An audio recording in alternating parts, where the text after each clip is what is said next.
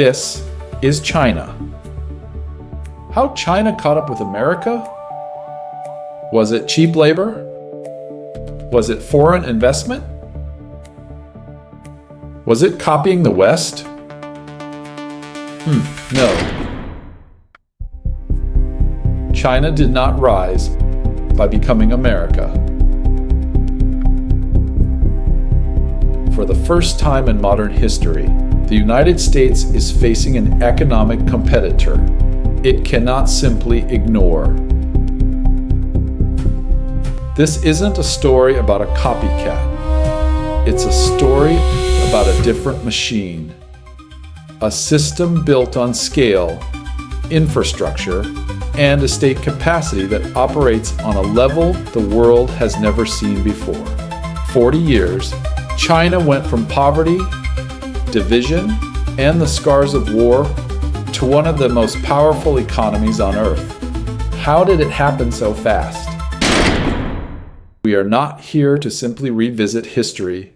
We are here to understand how civilizations transform, how industries scale, and how modern power is created. Welcome to Eastward Economics.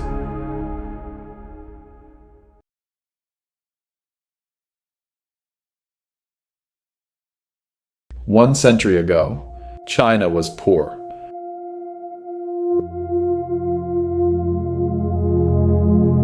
Divided.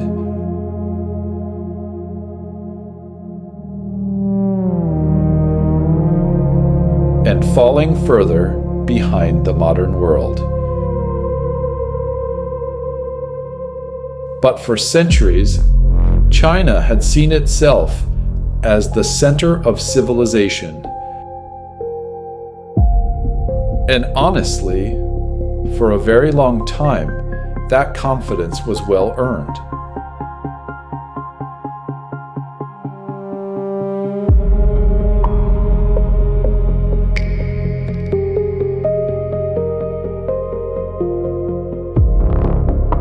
Huge population, a giant economy, one of the world's oldest and greatest civilizations. But while the Qing court was busy playing throne room politics, the rest of the world had already entered the unstoppable age of machines. Steam warships, railways, train, and artillery, and inevitably, the Qing army was still armed for an older world. Swords, spears, old matchlock guns against modern industrial firepower. They stood almost no chance, and reality struck without mercy.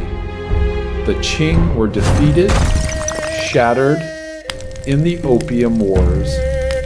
Time after time, in 1911, the Qing Dynasty finally fell, and for the first time in over 2,000 years, China no longer had an emperor.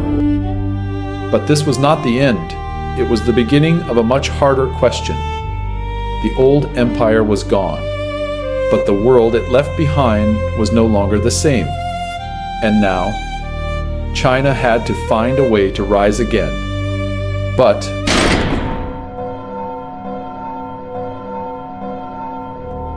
the fall of the Qing Dynasty did not create the modern China many people had hoped for. It left behind a massive power vacuum. And as history often likes to joke, when power is left empty, someone is always very eager to fill it. And they did fill it, but not with economic development plans.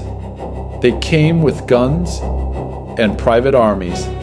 The country was split into dozens of pieces.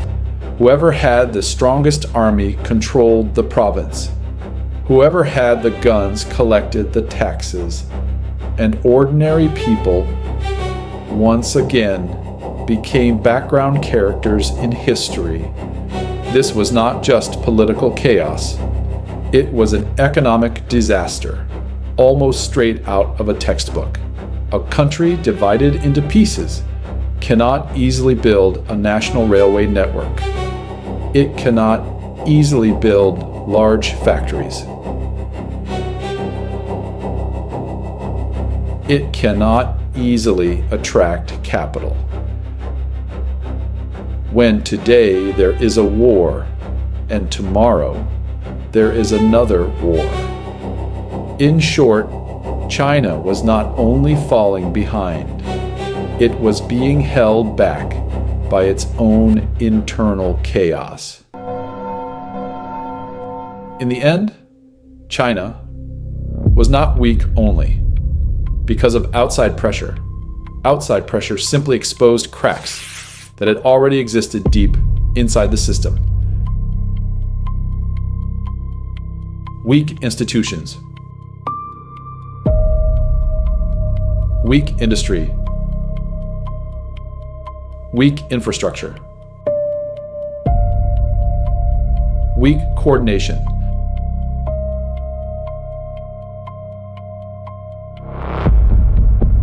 A nearly perfect combination if your goal is to make sure a country never becomes a superpower. Furthermore, in 1931, Japan occupied Manchuria, making the situation in China even more chaotic, like a rugby final.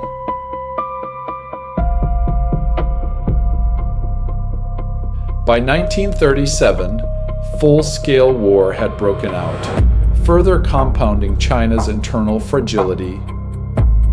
The war did not create all of China's weaknesses, but it multiplied the ones already there. China entered the modern era from an extremely low starting point.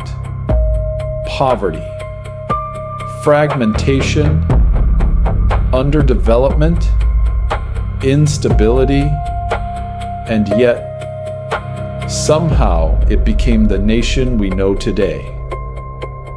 The question isn't about who helped China become strong.